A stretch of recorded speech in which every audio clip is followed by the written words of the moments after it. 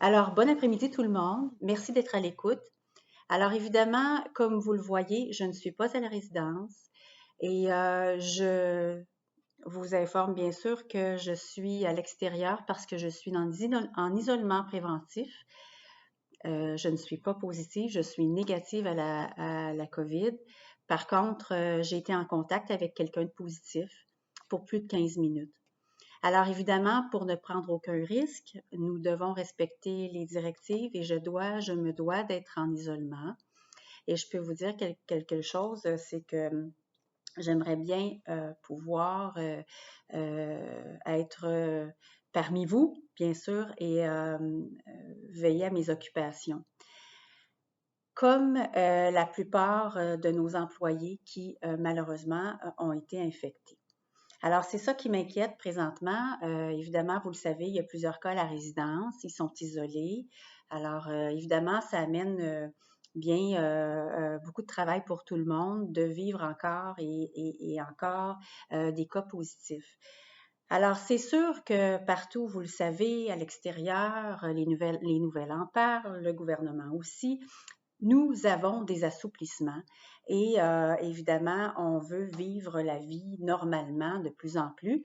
Et je vous dirais que certaines choses m'inquiètent. Alors, le fait que vous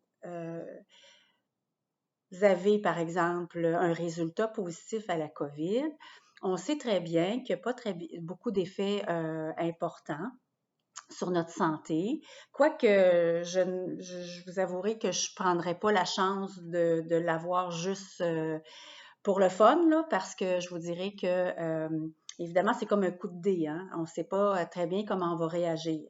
Alors, il y a quand même de l'inquiétude, il y a quand même des gens qui ont des conséquences sévères. Et tu sais, juste ici, à la Croisée de l'Est, là, plusieurs, il y en a qui ont eu des petits symptômes, ça a bien été, se sont isolés, bien sûr. Mais il y en a d'autres qui ont quand même, là, dernièrement, de gros vomissements.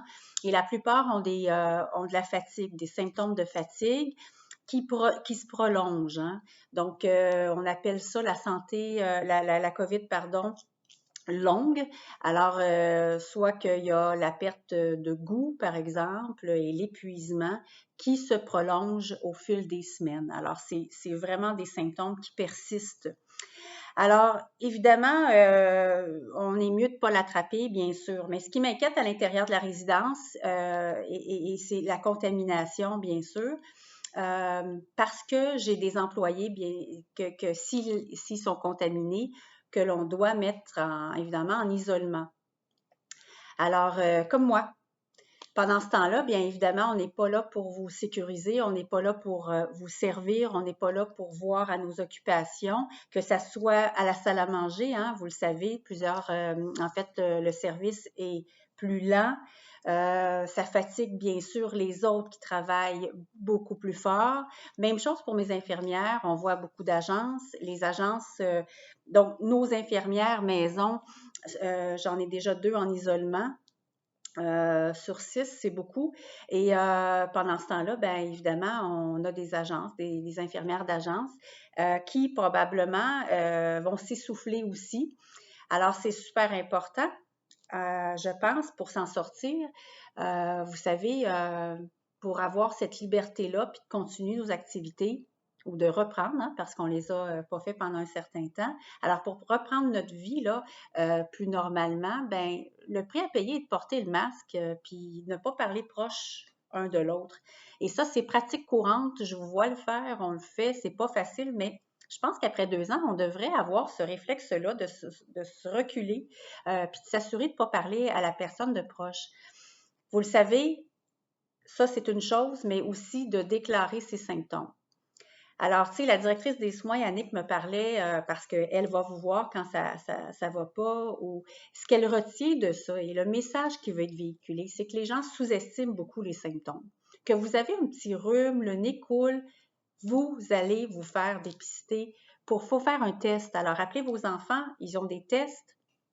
C'est facile, ils peuvent venir vous le faire avec leur masque, leur protection, là, je veux dire, mais en même temps, où vous nous appelez. C'est certain que je vous avouerai, avec le nombre de gens qu'on doit tester, on revient à la phase départ, on devient immergée par le temps que ça prend à mon équipe pour aller vous tester, s'assurer effectivement de vous appeler le soir. L'infirmière, elle est seule.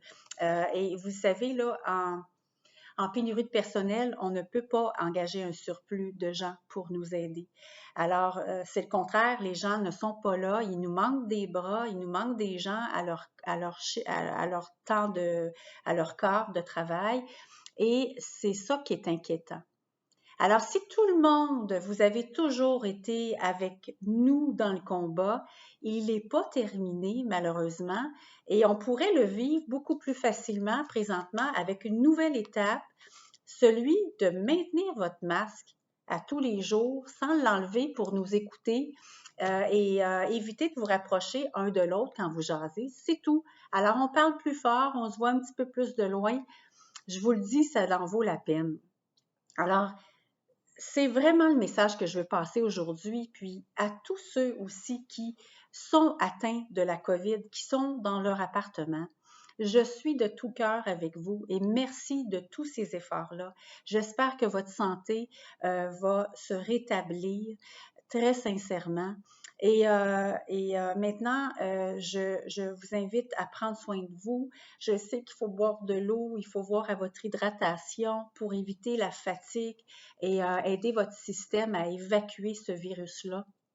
Alors, soyez courageux et puis à tous les gens qui ne l'ont pas eu à la résidence, hein, qui sous-estiment peut-être la situation et qui veulent plus rien entendre, je pense que c'est important. Pensez à vos amis. Je pense à tous les gens qui ont vraiment qui pensent que c'est terminé puis que c'est pas grave. Oui, il y a beaucoup plus de choses, plus d'impact que ça. Alors, je pense que ça vaut vraiment la peine de se respecter et de maintenir quand même deux choses importantes, ne serait-ce que de porter le masque, de le changer à tous les jours et puis de s'assurer dans les aires communes quand on joue aux cartes, de grâce. Là, il y en a qui me disent que parce que on joue aux cartes à côté de la salle à manger, on peut l'enlever le masque. Moi, je peux vous dire une chose, c'est que quand la salle à manger, on priorise les gens à la salle à manger, c'est parce qu'on veut que vous socialisez pour votre morale, pour maintenir une activité intéressante dans votre journée. Alors, c'est pour ça qu'on vous permet d'enlever le masque, parce que votre santé mentale est importante. Mais si en plus, à côté, on vous fait ne pas porter le masque, bien, ça fait encore des situations qui provoquent une contamination. C'est tout. Alors, si vous voulez enlever votre masque, je vais aller jouer dans les appartements, c'est tout. Mais dans les aires communes, il y a plein de gens autour de vous. Les gens après qui viennent après vous, bien évidemment, peuvent s'asseoir et être contaminés par les sièges, par les meubles. Alors, j'ai quelqu'un qui fait ça à temps plein, mais il n'est pas là la fin de semaine. Mes concierges le font le soir, la nuit. Je pense que ça vaut la peine de porter le masque pour vos amis, pour vous. Alors, je vous demande du moins, là, si on veut aller vers un printemps avec moins de cas, si on ne veut pas infecter plus de la moitié de la résidence, c'est pas vrai qu'après 2 ans de combat, on va arriver à ça. Je peux pas croire ça. Alors, moi, je veux que mon équipe, mes employés cessent d'avoir à quitter la résidence puis que nous, on soit pris dans tout ça. Alors, je vous fais confiance. J'espère que c'est compris. J'espère que parlez-vous-en. Ça en vaut la peine. Ça en vaut la peine. Alors, moi, ne vous en faites pas, là. J'ai assez de travail, même d'ici. Heureusement qu'on est en 2022 puis que j'ai d'autres moyens de parler à mon monde. Mais j'aimerais bien pouvoir être sur le terrain. Alors, je vous souhaite de profiter quand même de tout ça, de tout ce qu'on a remis en place et gardez votre masque et essayez de comprendre qu'on doit terminer ce combat-là tous ensemble, solidaires, puis avec énormément de respect pour la santé de chacun. Et on devrait terminer positivement. J'aime pas ça utiliser positivement, mais on va terminer on va en terminer avec cette histoire-là. Alors, merci de vos efforts. Merci de vos efforts. C'est comme ça qu'on on va terminer avec tout ça. Alors, moi, je vous retrouve. Je suis de retour, si tout va bien, dès le début de la semaine prochaine. Et encouragez mes employés. Soyez heureux et aimables avec eux. Ils ont fait beaucoup d'efforts. Ils sont inquiets. C'est normal. Et tous ensemble, on va y arriver. Alors, j'ai bien hâte de vous voir et puis soyez prudents. Bonne semaine à tous.